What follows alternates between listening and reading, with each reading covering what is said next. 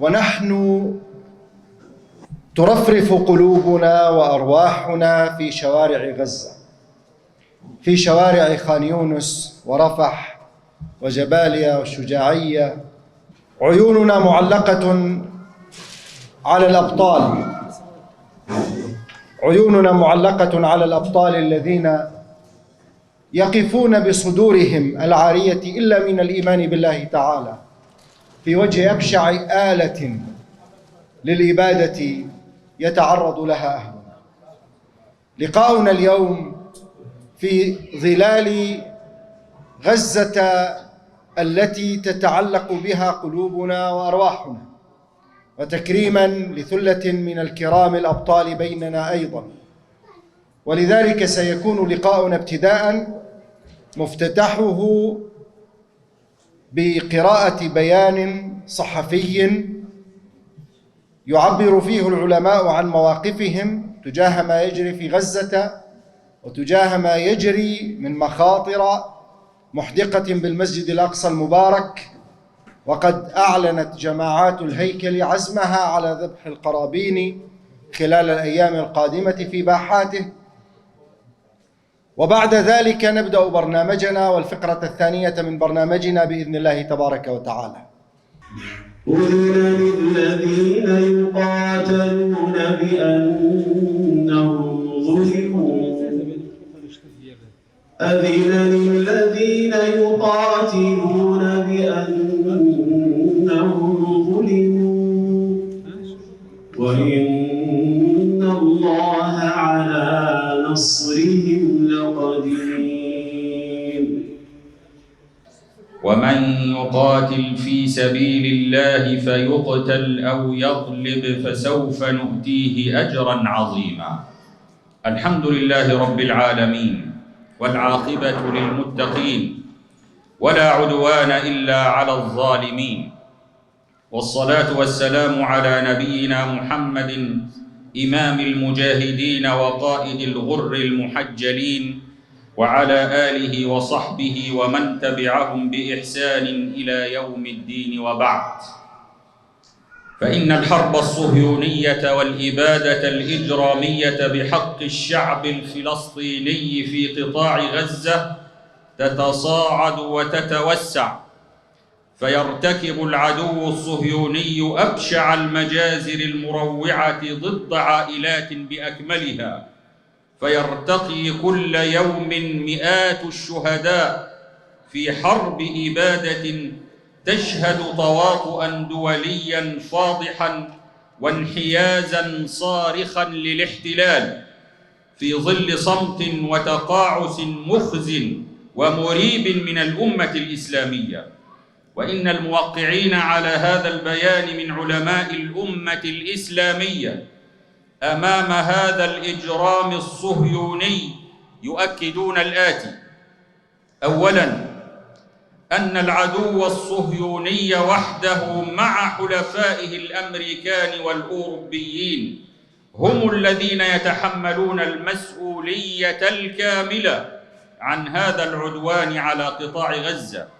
فالعدو الصهيوني هو البادئ بالعدوان المستمر منذ أن استباحت قواته أرض فلسطين المباركة، وأن كل محاولة رسمية أو إعلامية أو سياسية لتحميل المقاومة وفصائلها أدنى مسؤولية عن هذا العدوان وعما يتعرض له الشعب الفلسطيني من إبادة إنما هو قلب للحقائق وتدليس مفضوح وتنصل من المسؤوليات وخدمة للعدو الصهيوني.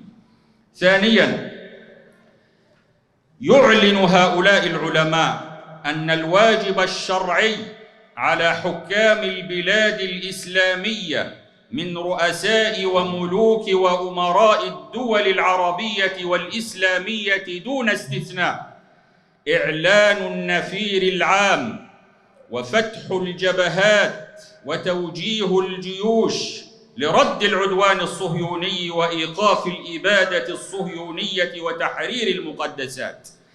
فإن لم يفعلوا فأقل الواجب فك الحصار عن غزة وإدخال كل أسباب الثبات والعون العسكري والإنساني والطبي ونقل الجرحى للعلاج وإيواء الهائمين على وجوههم دون مأوى. ثالثاً، يؤكد العلماء أن جميع اتفاقيات التطبيع مع العدو الصهيوني باطلة شرعاً ولا يترتب عليها أي أثر أو التزام على الإطلاق، ولا يجوز الاعتداد بالأمان المبني عليها، فكل صهيوني مستوطن معتد مغتصب يبقى عدواً محارباً أينما حل في أي بقعة من ديار المسلمين. رابعاً، أن نصرة فلسطين وشعبها وأرضها ومقدساتها وإنجاد أهل غزة وإنقاذهم من الإبادة الإجرامية ليست مسؤولية الفلسطينيين وحدهم، بل هي مسؤولية الأمة العربية والإسلامية حكاماً وشعوباً وقادة ومسؤولين ومنظمات رسمية وهيئات شعبية، وعلى الأمة كلها بشرائحها كافة أن تسارع إلى تحمل مسؤوليتها وواجبها في نصرة غزة وأهلها عسكرياً ومادياً ومعنوياً. قال الله تعالى: يا أيها الذين آمنوا ما لكم إذا قيل لكم انفروا في سبيل الله اثاقلتم إلى الأرض أرضيتم بالحياة الدنيا من الآخرة فما متاع الحياة الدنيا في الآخرة إلا قليل إلا تنفروا يعذبكم عذاباً أليماً ويستبدل قوماً غيركم ولا تضروه شيئاً والله على كل شيء قدير. خامساً، يؤكد العلماء أن الواجب اليوم أن تعمل أمتنا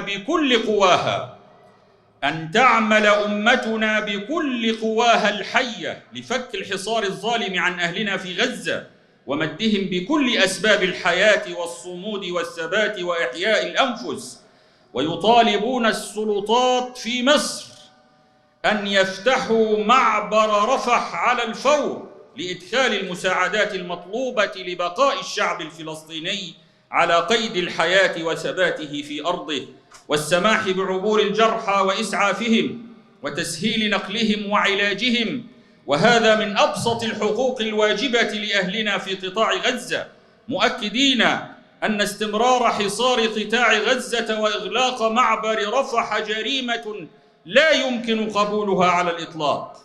سادساً، يؤكد العلماء أن دعوات ما يسمى جماعات الهيكل بإدخال القرابين وذبحها في المسجد الأقصى المبارك في عيد الفصح العبري عدوان بالغ الخطورة على ثالث أقدس مقدسات المسلمين، ويجعل مسرى نبينا صلى الله عليه وسلم أمام تهديد حقيقي في وجوده وهويته والسيادة عليه، وهو إهانة لكل مسلم في هذه الأرض وعدوان على دينه وعقيدته وموجب من موجبات النفير في سبيل الله تعالى، وهو يوجب على شرائح الأمة كافة أن تتحرك بشكل عاجل لاستنقاذ الأقصى المبارك من براثن الصهاينة الغاصبين.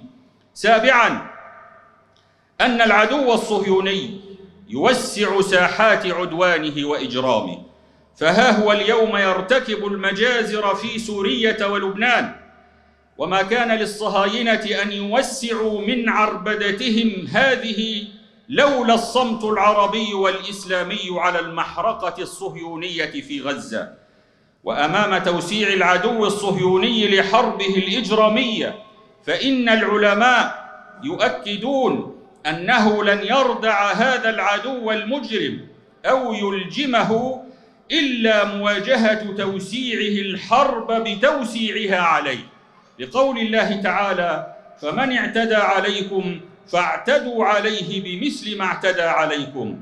كما أن إجرامه بحق أهلنا في سورية ولبنان يوجب نصرتهم بوسائل النصرة المختلفة جهادياً ومالياً وإعلامياً وغير ذلك من الوسائل.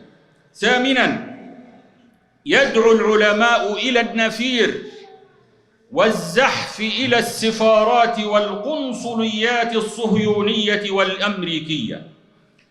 يدعو العلماء إلى النفير والزحف إلى السفارات والقنصليات الصهيونية والأمريكية ومحاصرتها والرباط حولها والاعتصام في الميادين العامة للضغط على المجرمين لإيقاف الإبادة التي يتعرض لها شعب غزة على مرأى ومسمع هذا العالم الكاذب.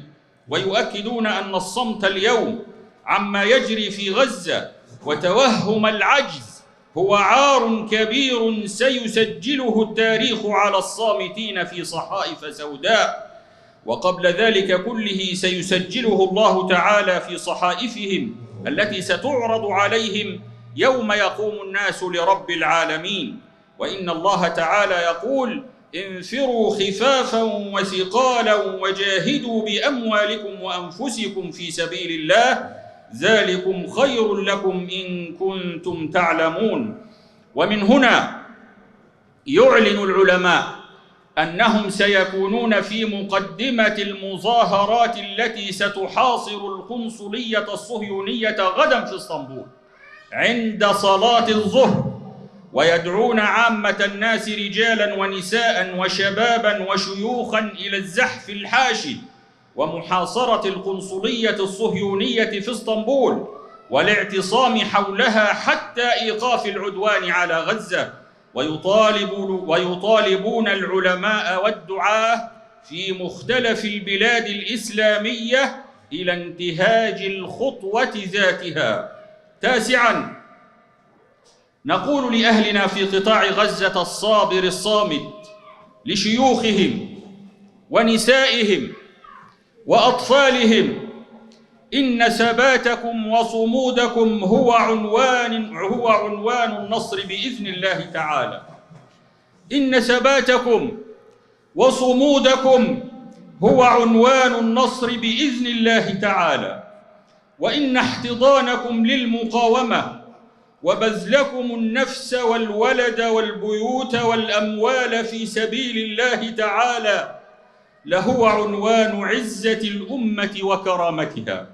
وإن الله تعالى لن يخذلكم وهو معكم ولن يتركم أعمالكم، وإن النصر مع الصبر، وإن بعد الليل المظلم فجرا قريبا. كما يحيي العلماء المجاهدين الأبطال القابضين على جمر الثبات رغم كل هذا الخذلان المر، والله غالب على أمره ولكن أكثر الناس لا يعلمون. في 7 من شوال عام 46 و400 وألف لهجرة سيدنا محمد صلى الله عليه وسلم. والسلام عليكم ورحمة الله وبركاته.